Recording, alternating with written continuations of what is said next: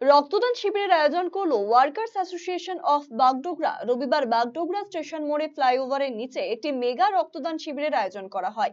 প্রায় 300 ইউনিট রক্ত সংগ্রহের লক্ষ্যমাত্রা রেখে রক্তদান শিবির শুরু করা হয়। দুপুর পর্যন্ত 200 অতিক্রম করে রক্তদাতার সংখ্যা। সংগঠনের তরফে রতন ঘোষ জানিয়েছেন, আগামীতে আরো বিভিন্ন সমাজ কল্যাণমূলক কর্মসূচি গ্রহণ করা হবে সংগঠনের পক্ষ থেকে। মাত্রা তো ছিল 300 প্লাস, কিন্তু সেটা পূরণ করতে সক্ষম হলাম না। তার একটাই কারণ যে আজকের দিনে আরও 14টা ব্লাড ডোনেশন ক্যাম্প হচ্ছে বিভিন্ন জায়গাতে আশেপাশে আমাদের। যদিও আমাদের মেম্বাররা নিরলস পরিশ্রম করেছে, সুতরাং একটা ভালো লক্ষ্যমাত্রা আমরা যেটা ধার্য করেছিলাম সেখানে আমাদের রিচ করাটা খুব সহজই ছিল, কিন্তু সামহাও হলো না। মানুষগুলো ডিভাইড হয়ে গেল যারা ডোনার। তো এটা জন্য একটু হলেও আপসেট লাগছে। কোনো ব্যাপার নয়, আমরা হতাশ নই, কাজটা ভালোবেসে করি। আগামীতে এইভাবেই চালিয়ে যাব। এবার হয়নি, আগামীতে নিশ্চয়ই 400 পার করব।